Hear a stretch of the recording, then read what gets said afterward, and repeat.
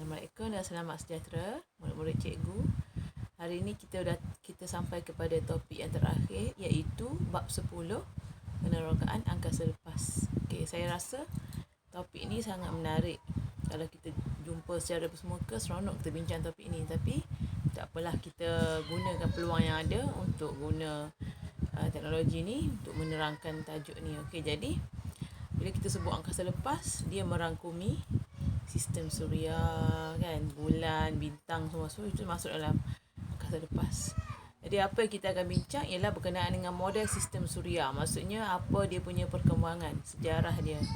Yang kedua, kita akan bincang juga berkenaan dengan alat-alat ciptaan teknologi yang telah dihasilkan daripada sejak zaman dahulu sehingga ke sekarang, yang mana ia adalah mengaplikasikan konsep untuk penerokaan angkasa lepas. Dan seterusnya ada juga yang kita akan belajar, itu berkenaan dengan teknologi penderiaan jarak jauh ataupun kita panggil remote sensing.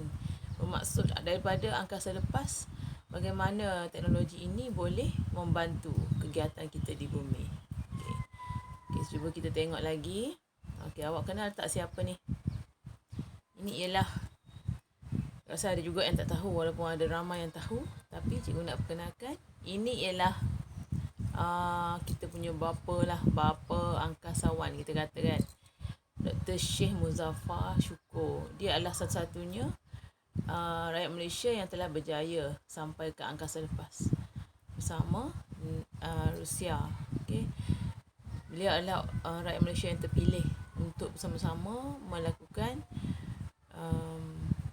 kajian penyelidikan di angkasa lepas, yang mana ini adalah satu perkara yang luar biasa bagi Malaysia, yang mana penerokaannya dilakukan pada tahun 2007. Masa tu cikgu rasa awak pun kecil lagi, kan. Okey, now kita tengok perkembangan dalam astronomi. Okey, untuk perkembangan dalam astronomi, apa yang awak kena tahu ialah berkenaan dengan model-model sistem suria yang diperkenalkan sejak zaman dahulu kala. Kita ada 3 model. Yang pertama iaitu daripada ahli astronomi namanya Ptolemy. Yang kedua Copernicus, dan yang ketiga ialah Kepler. Ketiga-tiga ahli sains ni, mereka mengeluarkan model yang berbeza-beza. Pada awalnya ialah Ptolemy. Ptolemy ni dia keluarkan model geosentrik, di mana dia anggap bumi sebagai pusat. Bumi sebagai pusat kepada sistem suria.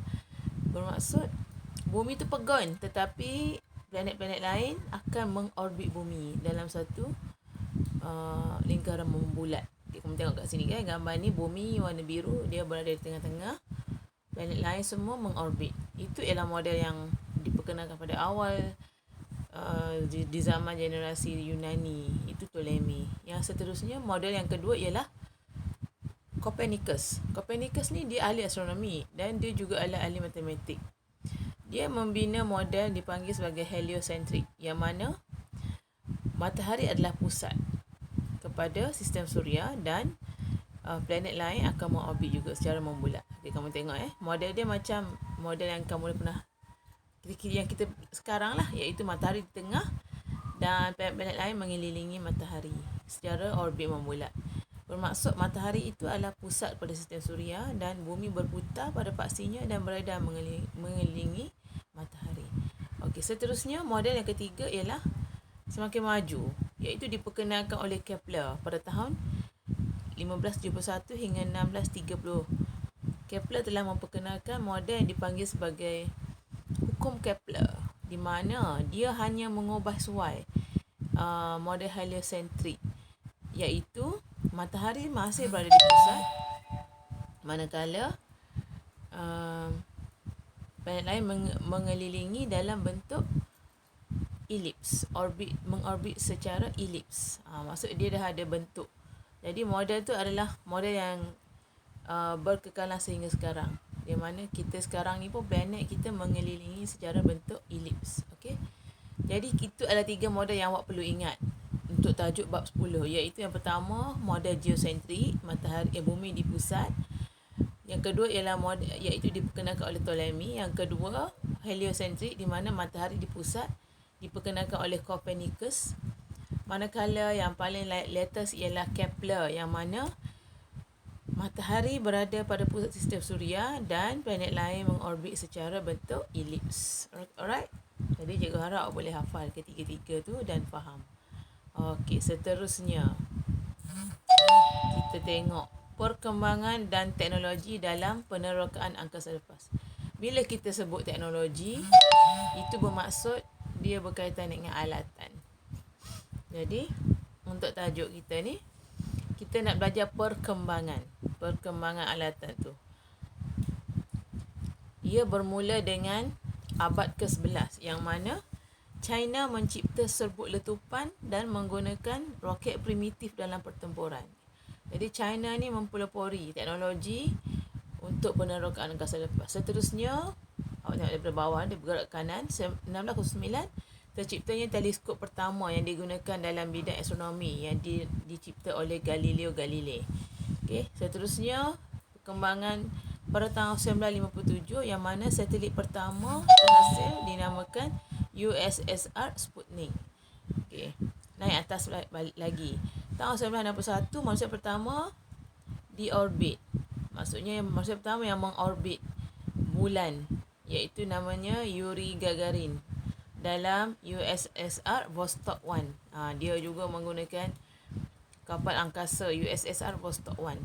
Okey, tahun yang seterusnya 1969, manusia pertama menjejakkan kaki di bulan iaitu Neil Armstrong menggunakan Apollo 11. Biasa yang ini, kalau kamu minat sains, kamu minat penerokaan angkasa lepas, kamu akan tahu berkenaan dengan Neil Armstrong. Dia adalah manusia pertama yang menjejakkan kaki di bulan.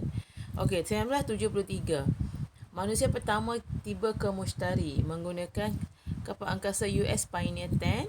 Okey, manakala tahun 1981, penerbangan pertama kapal angkasa ulang-alik US namanya ulang-alik US Columbia. 1989, penerbangan pertama ke Neptune menggunakan US Voyager 2. Okey, tahun 1990, US melancarkan teleskop angkasa lepas. Ini ialah perkembangan teleskop. Kalau 1609, teleskop pertama Galileo Galilei. 1990, US melancarkan teleskop angkasa lepas Hubble dari kapal angkasa ulang-alik Discovery. Jadi kamu kena ingatlah, ada dua teleskop. Teleskop pertama Galileo Galilei, teleskop kedua teleskop angkasa lepas Hubble. Okey, dan 1996 barulah negara kita Malaysia melancarkan satu teknologi yang agak memberangsangkanlah kepada dunia, iaitu Malaysia menghantar satelit Malaysia yang pertama, iaitu Miasat 1 dan Miasat 2. Daripada teknologi satelit inilah Malaysia, negara kita, boleh mendapatkan informasi yang lebih luas. Contohnya seperti penghasilan TV Astro. Okey, dan kita juga perkembangan bidang telekomunikasi semakin rancak. Waktu tu cikgu baru tingkatan 1 waktu tu. Memang waktu tu barulah slow kita punya negara semakin maju dari segi telekomunikasi. Ada handphone tu, cikgu rasa adalah yang besar, semua tu dah ada. Okey, kemudian tahun 2000, mikrosatelit Malaysia yang pertama dilancarkan. Namanya ialah Tiongsat 1. Tahun 2002, agensi angkasa negara iaitu angkasa ditubuhkan, dan tahun 2011, stesen angkasa antarabangsa iaitu ISS telah siap dibina dengan lengkap. Okey, ini antara perkembangan daripada tahun abad ke-11 sehingga tahun 2011. Perkembangan yang lebih latest dia tak ada dalam buku ni lah, maksudnya masih ada. Jadi stesen angkasa antarabangsa tu tujuan dia dibina ialah untuk apa? Dia adalah untuk membuat kajian berkenaan dengan angkasa lepas. Siapa yang bekerja dalam stesen angkasa antarabangsa? Mereka ialah angkasawan. Mereka akan duduk dekat dalam tu selama beberapa ketika untuk